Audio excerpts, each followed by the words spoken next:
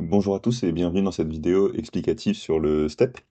Donc, je vais commencer par vous montrer les différentes options qui sont possibles d'avoir dans le format STEP et on va en faire une brève comparaison. Donc, pour commencer, ben, je vous conseille d'ouvrir la pièce dans l'application Katia. Il y a l'explication dans l'annexe de comment faire pour accéder à Katia à l'ETS. Donc, nous, ce qu'on va venir regarder, c'est dans Tools, et ensuite Options. Euh,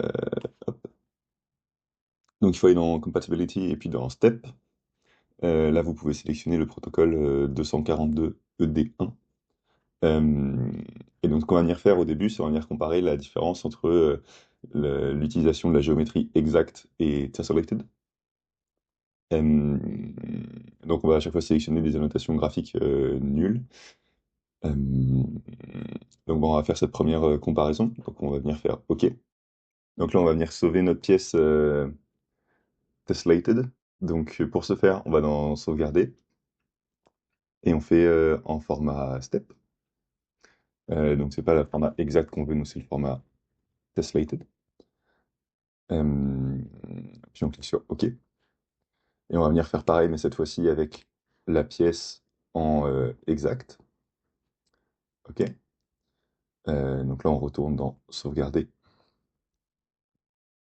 et on fait exa et en step. OK. Donc ensuite ce qu'on va venir faire c'est on va simplement venir prendre nos deux steps et les ajouter juste dans NX. Donc là, on peut voir qu'on a un petit bug visuel dans NX. Si ça vous arrive, il suffit d'aller dans Display et de faire Fit, et ça va résoudre le problème. Donc là, on peut voir déjà que nos deux pièces ne sont pas exactement les mêmes. Là, on voit qu'on a une suite de surfaces qui forment notre pièce, alors que là, on voit qu'on a des surfaces telles qu'on les avait définies. Et ensuite, si on vient comparer les deux avec la fonction Compare Body, donc notre surface de contrôle, bah, ça va être la géométrie exacte.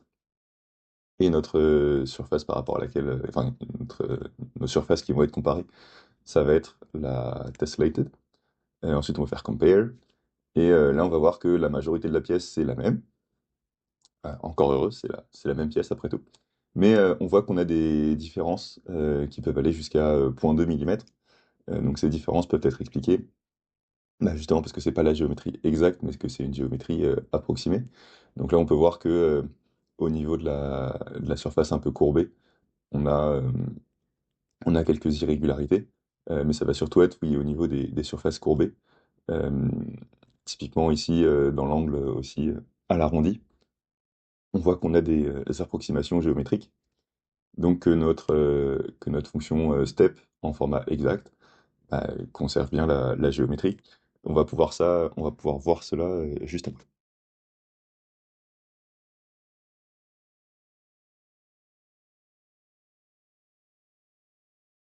Donc maintenant, on va venir essayer de réimporter cette même pièce Katia, mais dans NX.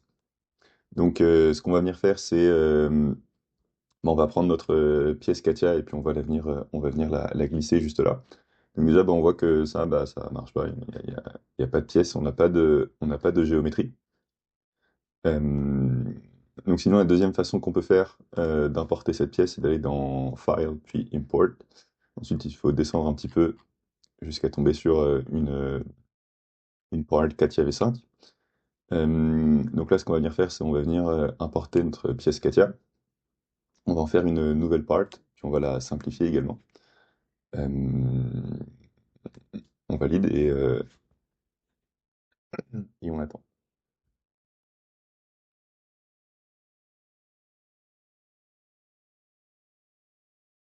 Donc là, on peut voir que le logiciel n'a pas su ouvrir notre pièce, puisque les deux pièces qui sont ici, c'est celles qu'on avait ouvertes précédemment.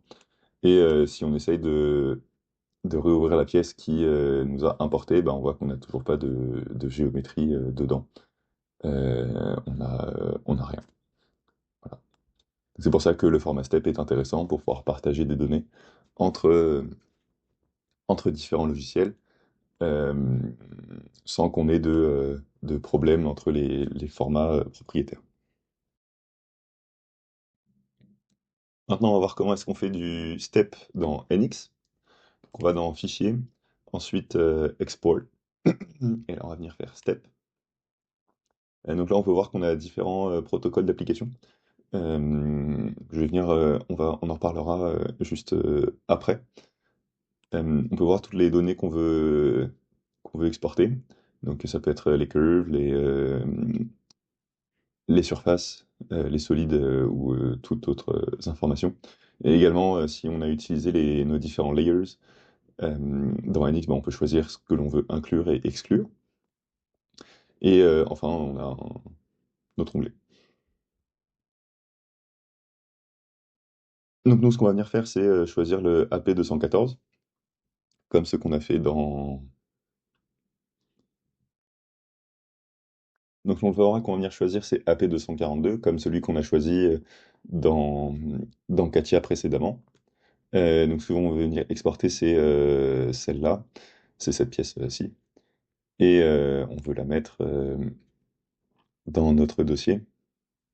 Donc on va appeler ça la pièce NX. Step.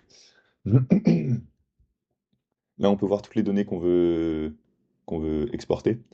Et même les layers, si on veut inclure des layers. Là, on peut voir comme dans Katia qu'on a différentes options, soit precise, soit tesslated. Donc nous, ce qu'on veut, c'est l'option précise, on a vu qu'elle était plus utile.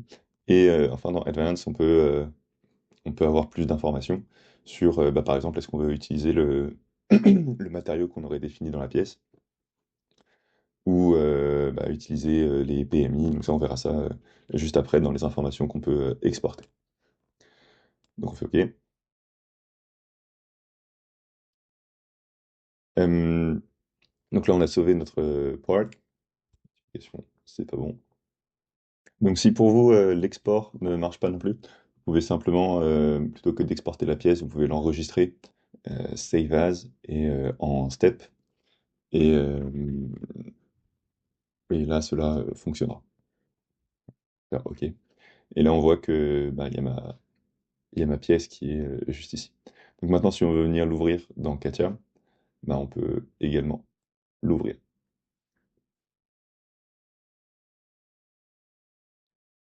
dans Katia. Et donc là, on peut voir que comme précédemment, bah, on a notre fichier qui est ouvert. Donc on voit bien que les couleurs ont été conservées, que tout un tas d'éléments ont été conservés dans le transfert vers NX. Alors que si on essaye d'ouvrir la pièce NX depuis Katia, bah, on va voir que ça ne marchera pas très bien. Donc maintenant, si on sélectionne notre pièce, là, on peut voir qu'il ne peut juste pas l'ouvrir, qu'on n'a pas de licence qui correspond, mais c'est juste que le logiciel ne peut pas ouvrir une pièce Siemens. Voilà. Là, on voit bien l'intérêt de partager des fichiers STEP plutôt que des fichiers propriétaires.